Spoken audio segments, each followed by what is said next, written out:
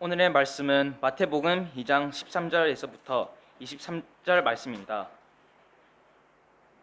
그들이 떠난 후에 주의 사자가 요셉에게 현몽하여 이르되 헤롯이 아기를 찾아 죽이려 하니 일어나 아기와 그의 어머니를 데리고 애굽으로 피하여 내가 내게 이르기까지 거기 있으라 하시니 요셉이 일어나서 밤에 아기와 그의 어머니를 데리고 애굽까지 떠나가 헤롯이 죽기까지 거기 있었으니 이는 주께서 선지자를 통하여 말씀하신 바 애굽으로부터 내 아들을 불렀다 함을 이루려 하심이라.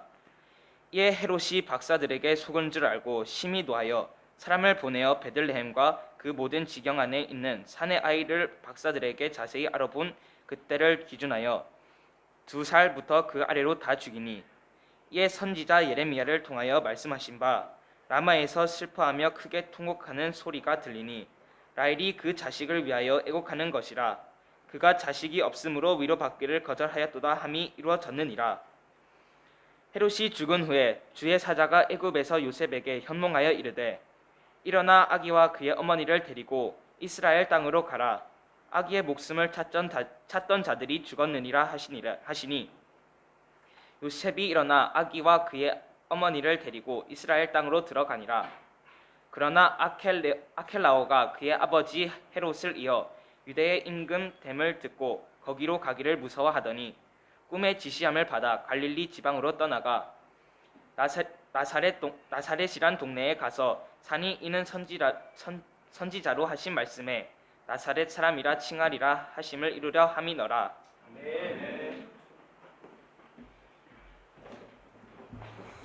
네, 반갑습니다. 오늘은 우리 고유의 명절인 설날입니다. 그래서 특별히 오늘은 설교를 시작하면서 우리 함께 인사를 나누면서 이렇게 시작하겠습니다. 우리 옆에 분을 꼭 보시면서 눈을 보시고 새해 복 많이 받으세요. 꼭 그렇게 해주십시오. 우리 어른분도 그렇겠지만 우리 젊으신 분들 예배 마친 후에 집에 돌아가셔서 놀지 마시고 한국에 계신 부모님 아니면 할머니 또 친지분들께 꼭 전화 한 통 하고 그 다음에 꼭 다른 시간을 보내시기 바랍니다. 2023년을 시작하면서 저희들은 민수기 말씀을 묵상했습니다. 민수기는 구약 성경에 있는 말씀인데 제가 지난주에도 우리 청년들과 이렇게 이제 설교에 관한 내용을 나누는데 좀 많이 어려운 것 같아요.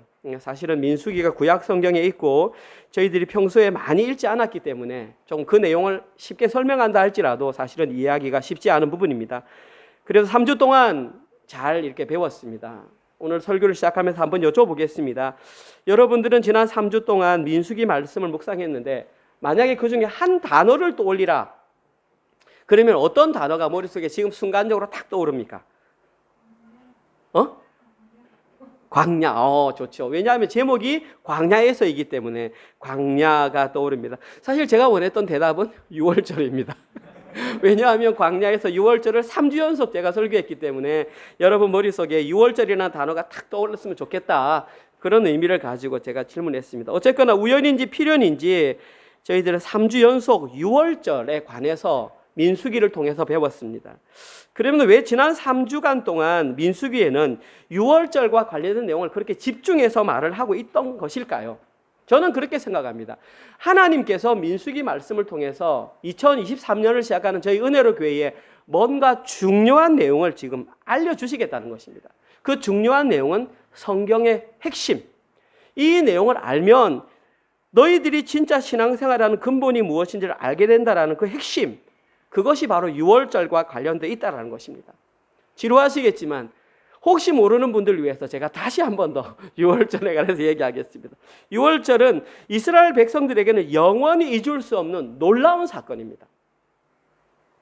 6월절 그날 밤에 애굽에 있는 모든 장자는 다 죽음을 당했지만 6월절을 지켰던 그 이스라엘 사람들 집 안에만 장자의 죽음을 면할 수 있었다는 것입니다.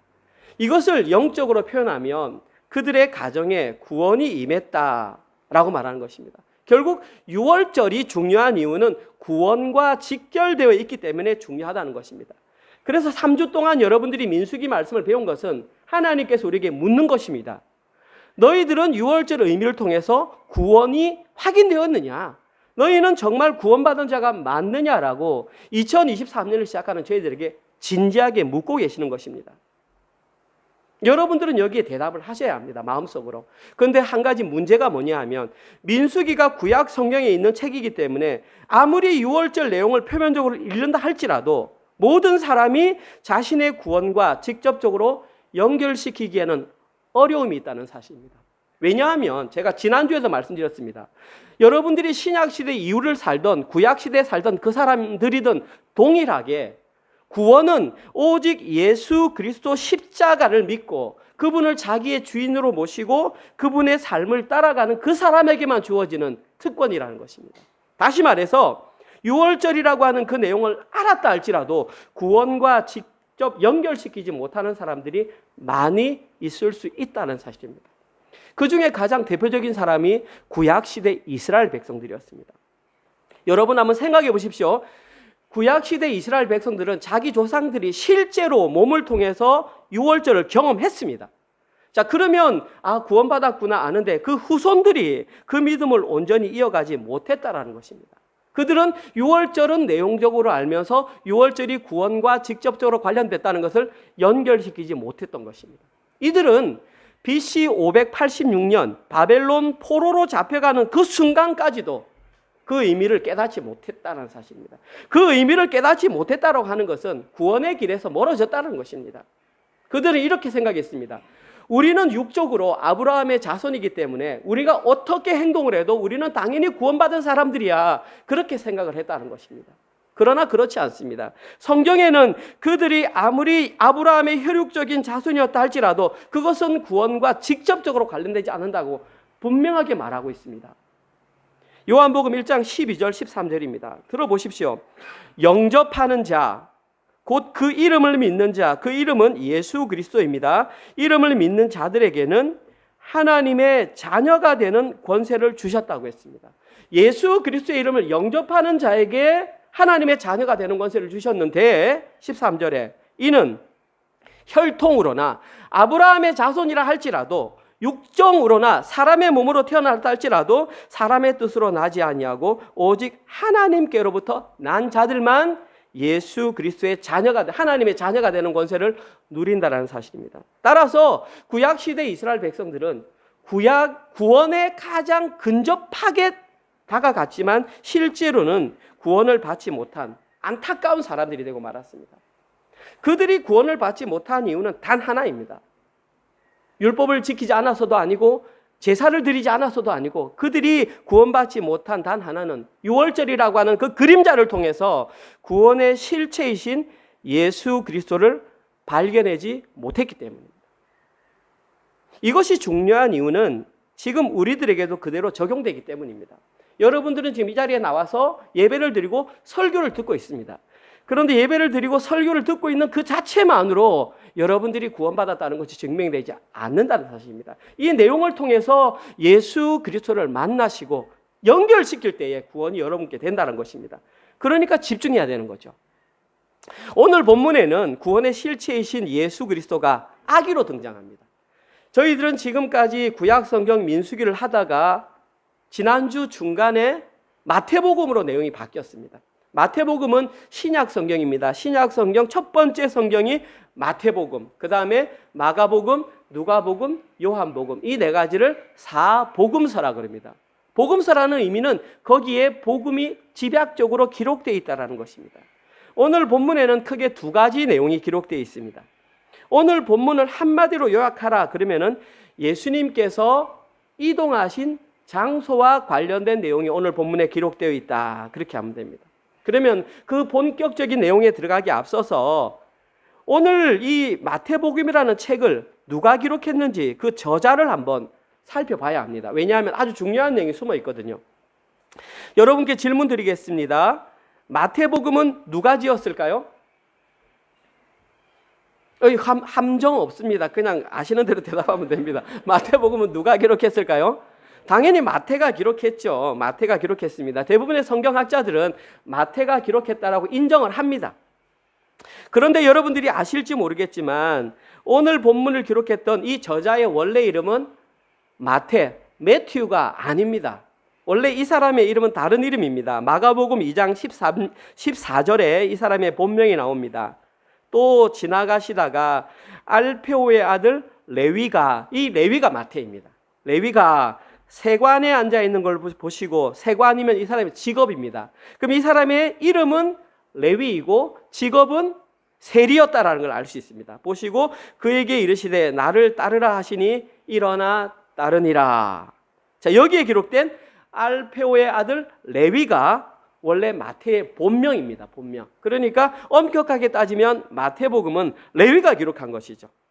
근데 성경에 제가 여러 번 살펴봤는데 이 마태에 대한 기록이 많이 안 나와 있습니다. 아주 작은 분량. 오늘 제가 방금 읽었던 이 내용 외에는 특별한 내용이 없습니다. 그래서 이 구절을 가지고 마태가 어떤 인물인지 우리는 추정할 수밖에 없습니다. 제가 한번 추정을 해볼 테니까 여러분들은 합당한지 아닌지 한번 여러분의 그 지식을 가지고 판단해 보십시오. 일단 이 마테라의 본명이 레위였기 때문에 저는 무엇을 추정했냐면 이 사람은 이스라엘 12지파 가운데에 레위 지파가 아니었을까, 저는 그렇게 추정을 합니다. 뭐 여기에 대한 거는 아무도 모릅니다. 그냥 합니다. 그렇지 않았을까? 그리고 레위 지파 사람들은 원래 하는 역할이 12지파에 골고루 흩어져서 그 지역에 살면서 하나님 그 주신 율법과 제사 제도를 가르치는 사람들이 바로 레위 지파 사람들이었습니다. 쉽게 말해서 오늘 본문에 기록했던 이 마태 역시도 레위 지파 사람이 맞았다면 율법과 제사 제도에 아주 능숙한 그런 사람이었다라는 것입니다. 자, 그래서 능통한 그곳으로 자기가 한번 구원의 길에 도달해 보려고 율법과 제사 제도를 통해 구원의 길을 열심히 찾았던 사람이 바로 마태였습니다. 그런데 제가 생각할 때 아무리 노력해도 거기에서는 자신이 원하는 정답, 그 구원의 해답을 찾지 못했던 것 같습니다. 그래서 이 사람은 거기에 대한 돌아섬으로 완전히 반대로, 이쪽 방향이었다면 이번에 완전히 반대로, 직업이 율법을 가르치던 사람들이었다면 이제는 반대로 로마 제국의 앞잡이가 되어서 세금을 걷는 세리라는 직업을 갖게 되었다는 것입니다. 완전히 극과 극이죠. 제가 조금 심하게 표현한다면 이 사람은 돈의 노예가 되었다는 것입니다. 돈을 조금씩 모으고 돈으로 자신이 하고 싶은 것을 하기 시작했을 때에는 뭔가 이루어지는 것 같은 느낌을 받았지만 시간이 흐를수록 여기에도 정답이 없구나라는 것을 깨달으면서 이제 어떡하지? 이제 어떻게 살아가지? 라고 고민하던 차에 마침 예수님께서 그 앞에 지나가셨던 것입니다. 그리고 그 레위를 불러서 마치 시몬에게 베드로라는 이름을 주셨듯이 레위에게 너는 이제부터 마태라고 해라라고 하는 새 이름을 주었던 것 같습니다. 이 마태라고 하는 이름은 아람어로 하나님의 선물이라는 뜻입니다. 매튜라는 이름은 하나님의 선물입니다. 지금까지는 너가 종교 행위와 돈의 노예가 되어 살았다면 이제부터는 예수 그리스도의 제자가 되어 하나님의 선물과 같은 새 삶을 살아가는 의미로 예수님께서 그 이름을 지어주지 않았을까 제가 생각해 봅니다. 여러분들도 한번 상상해 보십시오. 마태는 유대교에서도 그 답을 찾지 못했고 돈으로도 인생의 답을 찾지 못했습니다. 그런데 예수 그리스도를 만남으로 인생이 완전히 변했습니다. 3년 반 동안 따라다니면서 해답을 찾지는 못했습니다. 예수님께서 십자가에 죽으시고 부활한 이후에 성령이 그에게 임하자 그는 확실하게 깨달았습니다. 아, 내가 구약시대에 알고 있던 모든 율법은 그림자였구나. 그리고 그 그림자의 실체가 바로 예수 그리스도셨구나라는 것을 확실하게 깨닫고 30년 동안 전도한 결과 그가 기록했던 책이 바로 마태복음이라는 것입니다. 그러니까 이 마태복음에는 레위라고 하는 사람이 인생이 들어있습니다. 그의 아픔과 기쁨, 그의 절망과 환희가 이 책 속에 다 들어있다는 사실입니다. 특별히 제가 강조하고 싶은 것은 이 마태의 원래 지파가 레위였기 때문에 구약 성경에 대해서 아주 능통했다는 사실입니다. 그래서 성경을 기록할 때에도 어떤 내용을 기록할 때마다 구약 성경을 인용해서 마태복음에는 구약 성경이 인용된 구절이 14구절이 등장합니다. 오늘 본문에만 3구절이 등장합니다. 그만큼 마태는 구약 성경에 능통했던 사람이다. 우리 이렇게 알 수 있습니다. 이 배경을 알고 오늘 본문에 들어가야 합니다. 오늘 본문의 첫 번째 등장하는 내용은 제가 서두에도 말씀드렸지만 장소라고 말씀드렸습니다. 어린 예수님이 베들레헴에서 애굽으로 이동하는 내용이 기록되어 있습니다. 주보에 보시면 베들레헴에서 애굽으로라고 하는 항목이 있습니다. 오늘 본문은 13절에서 18절입니다. 제가 천천히 읽어볼 테니까 어떤 내용이 기록되어 있는지 여러분도 한번 생각으로 한번 따라와 보십시오. 그들이 떠난 후에 주의 사자가 요셉에게 현몽하여 이르되 헤롯이 아기를 찾아 죽이려 하니 일어나 아기와 그의 어머니를 데리고 애굽으로 피하여 내가 내게 이르기까지 거기 있으라 하시니 요셉이 일어나서 밤에 아기와 그 어머니를 데리고 애굽으로 떠나가 헤롯이 죽기까지 거기 있었으니 이는 주께서 선지자를 통하여 말씀하신 바 애굽으로부터 내 아들을 불렀다 함을 이루려 하심이라. 이에 헤롯이 박사들에게 속은 줄 알고 심히 노하여 사람들을 보내어 베들레헴과 그 모든 지경 안에 있는 사내 아이를 박사들에게 자세히 알아본 그때를 기준하여 2살부터 그 아래로 다 죽이니 이에 선지자 예레미야를 통하여 말씀하신 바 라마에서 슬퍼하며 크게 통곡하는 소리가 들리니 라헬이 그 자식을 위하여 애곡하는 것이라. 그가 자식이 없으므로 위로받기를 거절하였도다 함이 이루어졌느니라. 제가 읽었는데 이 내용이 뭔지 알겠습니까?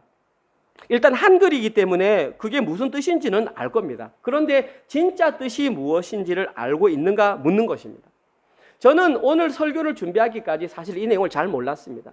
제가 마태복음을 얼마나 많이 읽었겠습니까? 진짜 많이 읽었거든요. 청년 시절에도 진짜 읽었을 때 제가 가진 의문은 이 본문을 제가 읽을 때마다 성경 위에다 뭐라 적어놨냐면 이렇게 적어놨어요. 왜 예수님으로 인해 2살 이하의 아이들이 죽어야만 했을까? 제가 그런 그냥 제가 궁금하니까 성경에다 거기에 저는 포커스가 가 있었습니다. 그래서 왜 여기에 대해서 말해주시는 분들이 아무도 안 계시지 했는데 제가 이 설교를 준비하다 읽어보니까 그 당시에 베들레헴의 인구가 약 1000명 정도 예상을 합니다.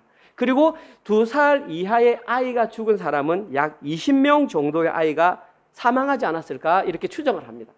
중요한 건 이것이 중요한 것이 아닙니다. 여기서 중요한 것은 마태가 이 말을 하면서 의도한 바가 있다는 것입니다. 제가 주보에 기록된 대로 방금 읽었던 본문에는 2개의 에피소드가 기록되어 있습니다. 첫 번째 에피소드는 어린 예수님께서 헤롯을 피해 애굽으로 피신했다라는 내용이 첫 번째 에피소드입니다. 그런데 이 부분에서 마태가 말하고 싶은 내용이 뭐냐 하면 들어보십시오. 어린 예수님이 그냥 단순하게 목숨을 피하기 위해서 애굽으로 도망간 것이 아니라 이스라엘의 장자가 되셔서 친히 출애굽을 경험하기 위해서 애굽으로 내려가셨다는 것을 알리기 위해서 이 내용을 적었다는 것입니다. 더 중요한 건 이 내용을 내가 말하는 게 아니라 이미 구약에서 예언했다. 마태는 지금 그렇게 말하고 있는 것입니다. 그리고 마태가 구약에서 예언되었다라고 주장했던 근거 구절은 호세아 11장 1절입니다. 우리 본문에는 15절에 나와 있습니다. 그럼 여러분들은 만약에 지금 여기에 우리 본문이 나와 있으면 여러분들은 호세아 본문을 한번 찾아보시면 됩니다. 제가 읽어보겠습니다. 호세아 11장 1절에 이렇게 기록되어 있습니다. 이스라엘이 어렸을 때에 내가 사랑하여 내 아들을 애굽에서 불러냈거늘 15절에는 이렇게 되어 있습니다. 애굽으로부터 내 아들을 불렀다 함을 이루려 함이라. 어떻습니까? 두 구절이 똑같습니까? 다릅니까? 마태의 주장에 좀 설득력이 있어 보입니까? 아니면 그냥 마태의 개인적인 주장 같습니까? 저는 개인적으로 설득력이 있어 보입니다. 그런데 중요한 건 한 가지 문제점이 발견됩니다. 그 문제점이 뭐냐 하면 이 서로 대조되는 두 구절의 글자가 완벽하게 일치하지 않는다는 사실입니다. 무슨 말이냐 하면 호세아가 말했던 내 아들은 예수님이 아니라 앞에 누구라 그랬습니까? 이스라엘 백성들을 내 아들로 말했던 것입니다. 성경에 그렇게 돼 있잖아요. 그런데 오늘 본문에서는 내 아들은 누구입니까? 예수님을 말하는 거죠. 그럼 결국 이 내용이 완벽하게 일치하지는 않음에도 불구하고 왜 마태는 이것이 그렇게 예언된 것이라고 주장했을까라는 의문을 가져야 합니다. 저도 의문을 갖고 생각해 봤죠. 그런데 저보다 뛰어난 사람들이 성경학자들이니까 올해부터 받게 된 묵상과 설교라는 이 우리 매일 성경을 해석해 주는 편집 책이 있습니다. 거기에 편집자들은 이 내용을 이렇게 해석했습니다. 제 해석이 아니라 그들의 해석입니다. 한번 들어보십시오. 그대로 읽어드리겠습니다. 마태가 이미 이루어진 사건, 호세아 사건에 대한 진술을 선지자적 예언으로 간주해서 예수님께 적용했던 이유는 구약에서 이스라엘 전체를 가리켜 단수, 하나님의 아들로 간주가 되었고 그 아기 예수님이 애굽으로 가게 된 것도 거기로부터 부름을 받았던 이스라엘과 동일한 하나님의 아들로서 예수님의 정체성을 설정하고 있었기 때문에 이 내용은 충분히 근거가 있다. 그 편집자들은 그렇게 주장을 했습니다. 쉽게 말한다면 예수님이 바로 이스라엘의 대표가 되셔서 아들로서 그 애굽에 들어간 것을 예언대로 실현했다. 그렇게 말합니다. 저는 개인적으로 이 의견에 전적으로 동의합니다. 오늘 본문에서 아기 예수님이 애굽으로 피신했다가 돌아온 사실은 이스라엘 백성들이 애굽에서 유월절을 경험하고 돌아온 그 사건을 상징한다. 그리고 그 사건이 호세아서 11장 1절에서 이미 예언되었다. 저는 그 의견에 동의합니다. 지금 마태는 그걸 근거로 그렇게 말하고 있습니다. 이것이 첫 번째 에피소드입니다. 두 번째 에피소드는 그 이후에 나옵니다. 동방 박사들이 아기 예수님께 경배한 후에 헤롯이 알려달라고 그랬는데 알려주지 않고 다른 길로 고향으로 돌아가 버렸습니다. 그러자 헤롯은 열이 받아가지고 그 베들레헴에 있던 2살 이하의 아이들을 다 죽여버렸습니다. 참으로 잔인한 사건이 아닐 수 없습니다. 이 헤롯 왕이라는 사람은 자기의 정권 유지를 위해서는 무슨 일이든지 감행하는 아주 잔혹한 사람이었습니다. 실제 역사적인 자료에 의하면 이 헤롯이라는 사람은 자기의 왕권을 유지하기 위해서 이런 일을 진행하는데 아내가 여보 당신 그렇게 하면 안 돼요 그렇게 말을 하자 칼을 들고 가서 그대로 아내 목을 잘랐답니다.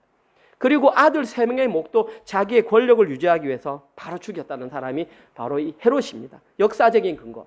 심지어 얼마나 잔인했냐 하면 자기가 이제 늙어서 죽을 즈음이 되자 자기가 죽으면 전 국민이 다 슬퍼야 된다고 해서 각 집안의 대표 한 명씩 선정해가지고 각 집안에 한 명을 다 죽이라 그랬습니다. 왜냐하면 내가 죽으면 우리 집안에 슬픔이 있듯이 너희들 집안에도 슬픔이 있어야 된다라고 그처럼 광기를 부렸던 사람이 바로 이 헤롯 대왕입니다.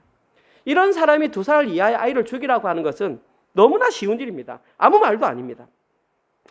아무튼 아기 예수님은 천사의 음성을 듣고 이미 애굽으로 피신했기 때문에 그 죽음을 피할 수 있었습니다. 그런데 예수님으로 인해 그 자리에 남아있었던 2살 이하의 아이들, 어머니들의 마음은 어떠했겠냐라는 것입니다. 그들은 눈물이 마를 날이 없었습니다. 그 보배와 같은 아기가 그 헤롯의 폭정으로 죽었다라는 것은 마태는 이들이 흘린 눈물 역시 이미 구약에서 예언되어 있었다. 그렇게 주장합니다. 그 근거 구절이 뭐냐 하면 예레미야서 31장 15절. 우리 본문에도 나와 있었고요. 예레미야 31장 15절을 제가 읽어보겠습니다. 여호와께서 이같이 말씀하시니라. 라마에서 슬퍼하며 통곡하는 소리가 들리니 라헬이 그 자식 때문에 애곡하는 것이라. 그가 자식이 없어져서 위로받기를 거절하는도다. 마태는 이 예언이 오늘 본문에서 이루어졌다라는 것입니다.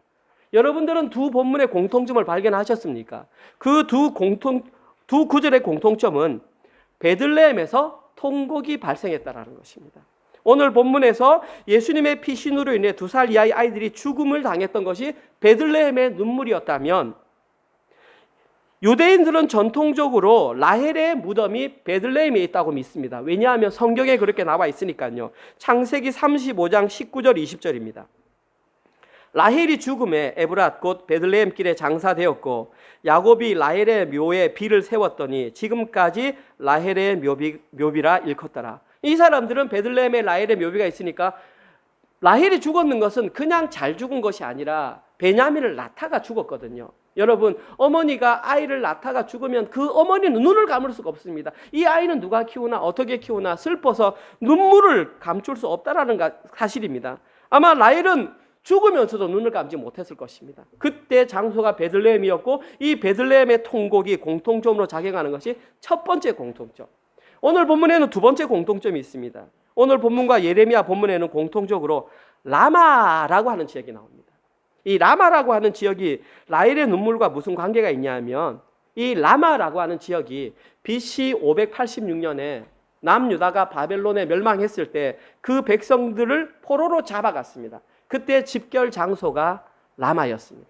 그러니까 라마에서는 눈물의 이별이 있던 곳이죠. 이제는 잡아서 포로로 가는데 포로로 가면 된다 안 된다 눈물을 흘리던 그 장소가 바로 라마라는 것입니다. 노예로 잡혀가던 가족들을 바라보는 슬픔으로 인해 눈물이 마르지 않았던 장소가 라마입니다. 지금 마태는 자식을 잃은 어머니의 눈물이 노예로 잡혀가는 자기 후손들을 바라보는 라헬의 눈물로 보았던 것입니다. 그래서 그 예언이 오늘 본문에 실현되었다. 저희들이 놓치지 말아야 할 것은 마태는 예수님과 관련된 내용을 언급할 때마다 구약 성경을 인용하고 있다는 것입니다. 이유는 구약 시대에 등장했던 그 그림자의 실체가 바로 예수 그리스도임을 너희들은 알아야 한다. 이것을 지금 우리에게 알려주는 것입니다. 이것이 오늘 본문의 첫 번째 내용입니다. 오늘 본문에 기록된 두 번째 내용은 어린 예수님께서 애굽에서 베들레헴으로 돌아오지 않고 나사렛으로 정착했다는 내용입니다. 그래서 제목이 애굽에서 나사렛으로라고 정했습니다. 오늘 보면 19절에서 23절. 헤롯이 죽은 후에 주의 사자가 애굽에서 요셉에게 현몽하여 이르되 일어나 아기와 그 어머니를 데리고 이스라엘 땅으로 가라. 아기의 목숨을 찾던 자들이 죽었느니라 하시니 요셉이 일어나 아기와 그의 어머니를 데리고 이스라엘 땅으로 들어가니라. 그러나 아켈라오가 그의 아버지 헤롯을 이어 유대의 임금이 됨을 듣고 거기로 가기를 무서워하더니 꿈에 지시하심을 받아 갈릴리 지방으로 떠나가 나사렛이란 동네에 가서 사니 이는 선지자로 하신 말씀에 나사렛 사람이라 칭하리라 하심을 이루려 하심이라. 이 내용은 앞의 내용보다 좀 쉽죠. 그렇죠? 자, 예수님께서 그 요셉이 그 꿈에 얘기를 들었습니다. 그래서 돌아가라 그랬는데 돌아가려고 봤더니 그 유대 땅에 헤롯은 죽었는데 헤롯과 같이 버금가는 잔인한 왕 헤롯의 아들 아켈라오가 왕이 된 것입니다. 그래서 거기에 가기가 두려워서 나사렛으로 가라는 다시 다른 명령을 받았다는 것이 바로 오늘 본문 내용입니다. 그런데 여기에서 저희들은 재밌는 사실을 발견합니다. 나사렛이라는 동네가 여기에 처음 등장하지 않았다는 것입니다. 이미 마리아는 나사렛에서 살고 있었다는 사실입니다. 누가복음 1장 26절 27절. 여섯째 달에 천사 가브리엘이 하나님의 보내심을 받아 갈릴리 나사렛이란 동네에 가서 다윗의 자손 요셉이라는 사람과 약혼한 처녀 마리아에게 이르니 이 처녀의 이름은 마리아라. 천사가 찾아왔는데 마리아에게 어디로 찾아왔냐면 갈릴리 나사렛으로 찾아왔다는 것입니다. 이미 마리아는 나사렛이라는 곳에서 살고 있었음을 알 수 있습니다. 왕이신 예수님께서는 왜 베들레헴이나 아니면 유명한 예루살렘과 같은 도시가 아닌 그 당시 아무도 알지 못했던 나사렛이라는 작은 동네에 태어나시고 자라셔야만 했을까에 대한 의문을 가져야 됩니다. 마태는 이건 역시도 오늘 본문 23절에 기록된 것처럼 이미 구약시대에 그 일이 예언되어 있었기 때문에 지금 이 일이 실현되는 것이다. 그렇게 말하고 있습니다. 오늘 본문 23절을 다시 읽어보겠습니다. 이는 선지자로 하신 말씀 나사렛 사람이라 칭하리라 하심을 이루려 하심이라. 마태는 구약 성경을 너무나 잘 알고 있었기 때문에 이 내용을 주장했습니다. 그래서 많은 성경학자들이 실제로 구약 성경에 예수님을 가리켜 나사렛 사람이라는 내용을 주장하는 게 있는가를 살펴보았습니다. 그런데 그 어디에도 이 내용은 발견되지 않았습니다. 그러면 마태가 실수한 것일까요? 마태가 이 내용을 알지 못하고 섣불리 이 말을 하다가 성경에 잘못 기록되어 것일까요? 그렇지 않습니다. 마태도 이미 알고 있었습니다. 그래서 이미 알고 있었기 때문에 오늘 본문에 뭐라고 기록했냐 하면 거기에 선지자라고 기록된 것이 복수형으로 기록되어 있습니다. 앞에 구절에는 호세아라고 하는 선지자 단수가 기록되어 있었고 예레미야라고 하는 단수가 기록되어 있었다면 뒤에 선지자라는 단어는 복수로 기록된 것입니다. 우리말로 번역하면 선지자들이라는 것입니다. 이것이 의미하는 것은 어떤 특정한 한 사람이 그 말을 한 것이 아니라 선지자들이 했던 말들을 종합해보면 그 내용이 예수님은 나사렛 사람이라 이를 것이다 라고 해석했던 것입니다. 그래서 성경학자들이 찾았습니다. 어떤 내용일까? 가장 대표적인 성경 구절이 이사야서 11장 1절 말씀이 아닐까 생각합니다. 여러분들도 생각해 보십시오. 이사야서 11장 1절. 이새의 줄기에서 한 싹이 나며 그 뿌리에서 한 가지가 나서 결실할 것이요. 여기에서 나사렛 예수라는 이름과 무엇이 겹칠까요? 여기에 기록된 가지라고 하는 이 가지의 히브리 원어가 네체르입니다. 가지라는 단어가 네체르이고 이 가지가 사용된 의도는 예수 그리스도의 연약함, 부족함, 알려지지 않음, 이 네체르라고 하는 단어와 오늘 본문의 나사렛이라고 기록된 나조라이오스라고 하는 단어가 공통점이 있지 않을까 그렇게 발견을 합니다. 두 번째 주장하는 내용은 사사기서 13장 5절을 찾아봅니다. 보라, 내가 임신하여 아들을 낳으리니 그의 머리에 삭도를 대지 말라. 이 아이는 태에서 나옴으로부터 하나님께 바쳐진 나실인이 됨이라. 그가 블레셋 사람의 손에서 이스라엘을 구원하기 시작하리라 하시니, 여기에 기록된 나실인이라는 단어 나자르입니다. 나지르. 이 나지르라는 단어와 오늘 본문의 나사렛이라는 단어가 비슷하다, 이렇게 찾아내는 것입니다. 그러나 중요한 것은 어느 누구도 여기에 대해서 확실하게 말할 수 없다는 것입니다. 다만 그렇지 않을까 추정만 할 뿐입니다. 그리고 이 본문에서 저희들이 놓치지 말아야 할 한 가지 사실은 예수님의 이름이 왜 나사렛 사람으로 나야 하는가의 의미입니다. 여기서 기록된 나사렛 사람이라는 의미는 좋은 사람이 아니라 그 의미 자체가 초라하고 미천한 사람을 비꼬면서 천대할 때 쓰는 말이 나사렛 사람입니다. 그래서 여러분들이 나사렛 예수 하면 별로 좋은 말 아닙니다. 예수님을 낮게 평가하는 거기 때문에. 지금으로 말하면 어떤 사람이 태어날 수 없다. 그래서 빌립이 나다나엘에 찾아가서 내가 예수를 만났다. 그 사람이 어디 출신이냐? 나사렛이다 그랬더니 나다나엘이 뭐라고 했습니까? 어떻게 나사렛에서 예수가 나올 수 있느냐? 이 말합니다. 왜냐하면 나사렛은 구약을 알기 때문에 베들레헴에서 예수가 나야지 어떻게 그 나사렛 같은 곳에서 나느냐? 일어날 수 없는 초라하고 미천한 사람, 아무도 알아주지 않는 사람이라는 의미가 바로 나사렛 예수라는 것입니다. 다시 말해서 예수님은 초라하고 미천한 사람처럼 보이기 위해서 굳이 나사렛이라는 이름 없는 동네에서 자라나셨던 것입니다. 저는 이 설교를 준비하다가 소름이 확 끼쳤습니다. 여러분들은 그렇지 않습니까? 제가 소름이 끼친 이유는 한 가지입니다. 예수님은 결국 사람들의 눈에 띄지 않는 존재로 이 땅에 오셨다는 것을 다시 한 번 더 확인했기 때문입니다.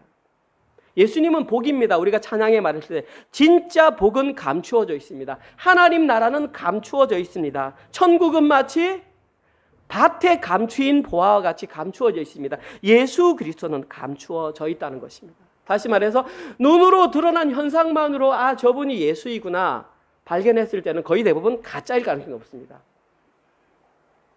너무나 많은 사람들이 화려한 예수님, 눈에 띄는 예수님을 찾고 있습니다. 그래서 그분을 통해서 소원 성취와 자신이 원하는 것을 얻으려고 하지만 예수님은 그렇게 오시지 않았습니다. 그런 곳에서는 결코 예수님을 발견할 수가 없습니다. 왜냐하면 예수님은 천한 곳, 낮은 곳, 사람들이 잘 가지 않는 곳, 진정으로 자신을 찾고 있는 그 한 사람이 기다리는 그곳에서 계시기 때문입니다. 여러분들은 그런 예수님을 발견하셨습니까? 이것이 인생 최대 중요한 것입니다. 오늘 본문에 제가 서두에서 말씀드렸듯이 민수기에서 왜 그토록 3주 연속 6월절을 얘기했느냐, 이 내용을 발견하라는 것입니다.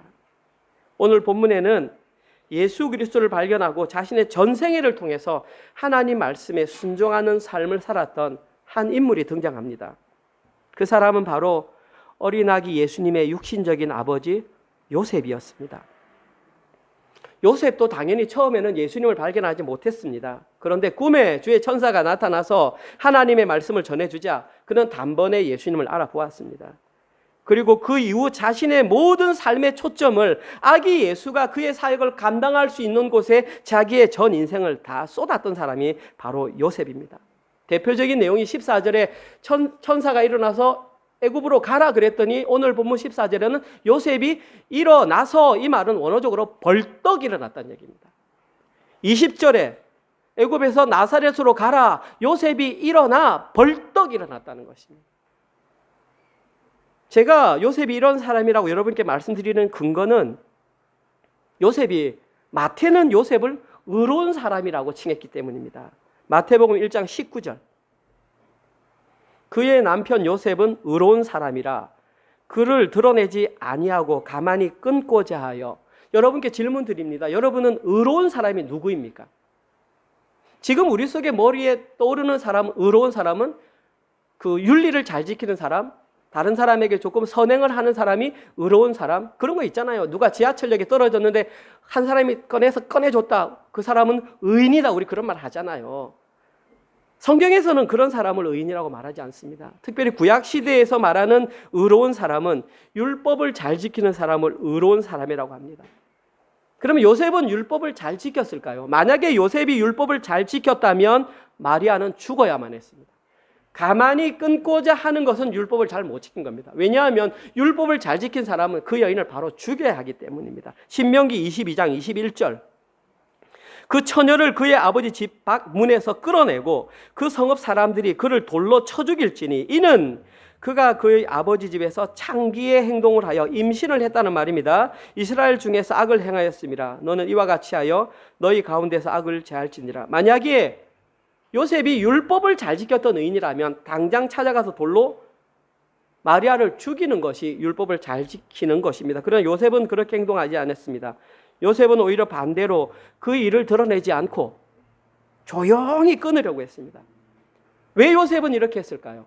요셉이 의로운 사람이었기 때문입니다. 그럼 요셉이 가졌던 그 의의 개념은 뭐냐? 제가 2년 동안 말씀드렸던 의의 개념입니다. 제가 말씀드리는 의는 하나님과 관계가 회복된 사람이 저는 의라고 여러분께 말씀드렸습니다. 이 의가 기록된 것은 제 의견이 아니라 예수님께서 마태복음 5장 20절에서 하신 말씀의 의입니다. 들으십시오. 여러분들을 향한 말입니다. 내가 너희에게 이르노니 너희 의가 서기관과 바리새인보다 율법적인 의입니다. 보다 더 낫지 못하면 결코 천국에 들어가지 못하리라. 너희들이 율법적인 의를 넘어서는 예수 그리스도가 주시는 그 의를 알지 못하면 결코 천국에 들어가지 못한다.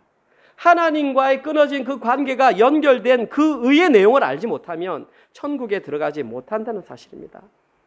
오늘 본문에 의하면 요셉은 서기관과 바리새인보다 더 나은 의, 율법을 뛰어넘는 그 의를 알고 실천했던 사람입니다.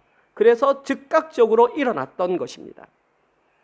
저는 개인적으로 생각할 때 이 요셉은 민수기서 6장 24절, 25절, 26절 내용을 이해했던 사람이라고 저는 생각을 합니다. 민수기서 6장 24절, 25절, 26절에는 제사장인 아론의 자손들이 이스라엘 백성들을 축복할 때 내려주는 그 축복 선언문이 여기에 기록되어 있습니다. 제가 한번 읽어보겠습니다. 여러분들 한번 들어보십시오.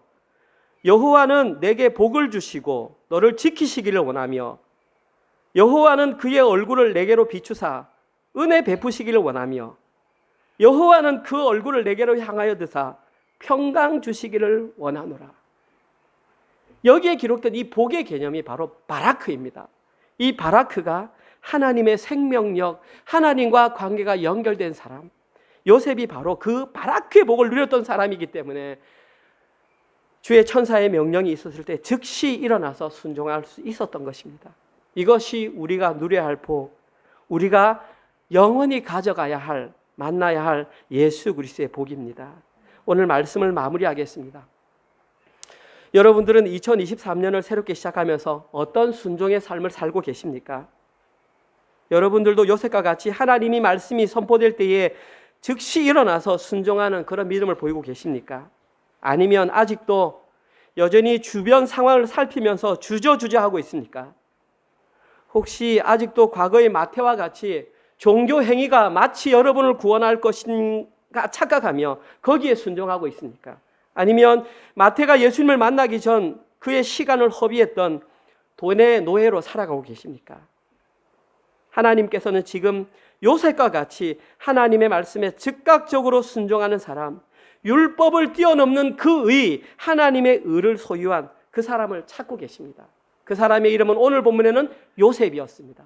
여러분, 예수님께서 십자가에 달려 돌아가신 이후에 장사되었을 때에 예수님에게 무덤을 내어준 사람의 이름은 아리마대 요셉입니다. 여러분, 이것이 우연이라고 생각합니까? 처음 예수님을 구해줬던 그 아버지 이름이 요셉이고 마지막 예수님의 무덤을 마련했던 사람이 요셉이라는 것이 우연이라고 생각합니까? 성경에는 우연은 없습니다. 이 요셉이나 두 사람은 하나님과 관계된 그 의를 알았던 그 사람이 바로 요셉이라는 것을, 바라크의 복을 소유한 사람이 그 사람이라는 걸 우리에게 알려주는 것입니다. 이제 그만 좀 알아들어라라고 우리에게 말하고 계시는 것입니다. 저는 특별히 저희 은혜로교회 모든 성도님들이 이 두 명의 요셉과 같이 하나님의 말씀에 즉각적으로 순종하는, 바라크의 복을 순종하는 분들이 되셨으면 좋겠습니다. 특별히 우리 청소년 청년들이 그런 사람들이 됐으면 좋겠습니다.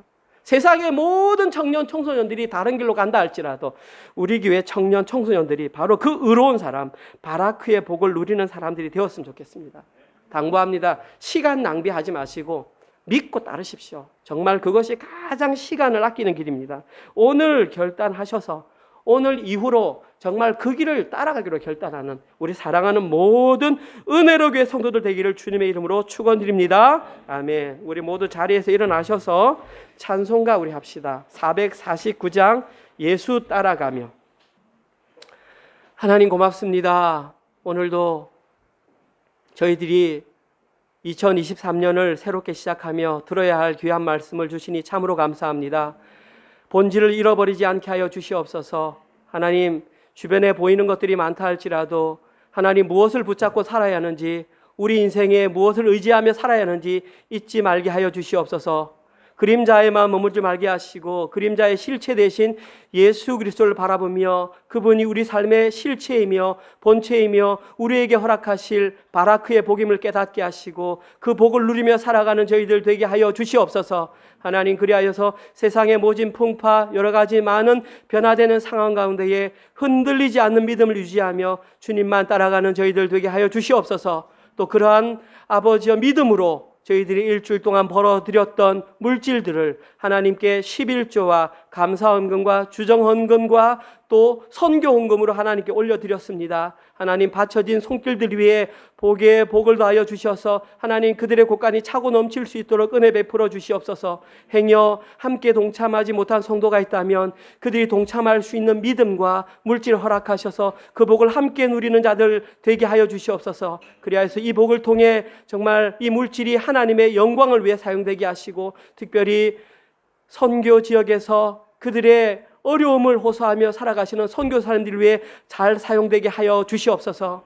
이제는 우리 주 예수 그리스도의 은혜와 하나님의 사랑하심과 성령님의 위로 교통감화 깨닫게 하심이 편한 길 가기를 거절하고 바라크의 복을 아는 자답게 주님께서 걸어가신 그 예수의 길을 걸어가기로 결단하는 사랑하는 은혜로 교회 모든 성도들 머리 위에와 지금 이 시간에도 주의 복음을 증거하기 위해 헌신하고 계시는 선교사님들과 그들의 동역자들과 그들의 사역과 그들의 가정과 그들의 자녀들 머리 위에 지금부터 영원토록 함께 있을지어다. 아멘.